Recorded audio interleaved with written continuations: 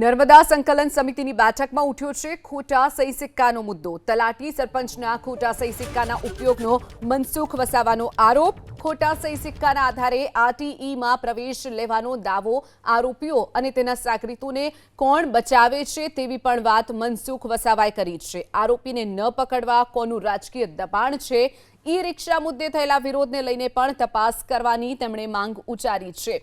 તો આરોપીઓને પકડાવવા માટે કોનું રાજકીય દબાણ છે, આરોપીઓ અને તેના સાગરીતોને કોણ બચાવી રહ્યું છે, આ પ્રકારના સવાલ પણ મનસુખ વસાવાએ કર્યા છે। ખોટા સહી સિક્કાના આધારે આરટીઈમાં પ્રવેશ લેવાનો દાવો પણ તેમણે કર્યો। તલાટી સરપંચના ખોટા સહી સિક્કાનો ઉપયોગ થયો હોવાનો આરોપ મનસુખ વસાવાએ લગાવ્યો છે। નર્મદા સંકલન સમિતિની જે બેઠક મળી હતી જેમાં ખોટા સહી સિક્કાનો મુદ્દો સાંસદ મનસુખ વસાવાએ ઉઠાવ્યો છે। તો તલાટી સરપંચના ખોટા સહી સિક્કાનો ઉપયોગ કરી આરટીઈમાં પ્રવેશ મેળવાયા હોવાનો પણ તેમણે આરોપ લગાવ્યો। તો બીજી તરફ ઈ રિક્ષાનો મુદ્દો જે થયો હતો થોડા દિવસ પહેલા તેને લઈને પણ તેમણે તપાસની માંગ ઉચ્ચારી છે। ઈ રિક્ષામાં જે બિલ ખોટા બનાવવામાં આવ્યા હતા તેને લઈને પણ તપાસ થાય તેવી પણ મનસુખ વસાવાએ માંગ ઉચ્ચારી છે। ઈ રિક્ષામાં જેમાં ખરીદી થાય છે એમાં જે પણ સાધનો ખરીદાય છે એ તકલાદી થાય છે।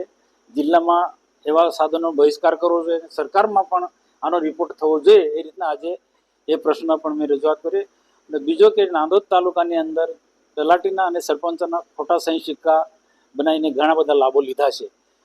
એને 15-20 દિવસ થઈ જવા છતાં પણ તપાસ થાય છે, પણ ગોકળગાયની ગતિ મંદગાતી થાય છે। તો આજની સંકલનમાં એ પણ કલેક્ટર પોતાના એસપીને પણ કીધું કે ભાઈ આની ઝડપથી કાર્યવાહી કરો, જે પણ લોકો હોય એમ ધરપકડ તાત્કાલિક થઈ જવી જોઈએ। ભાગતા ફરે છે એમાં આખા જે એમને જે ખોટું કર્યું છે એમને દબાવવાનો કે એનાથી બચવાના ઘણા બધા પ્રયત્નો કરી શકતા હોય છે, કાનૂની રીતે બચવાના બધા પ્રયત્નો કરી શકતા, પણ ઝડપથી કાર્યવાહી થવી જોઈએ। આટલો વિલંબ કેમ? કોનું રાજકીય દબાણ છે?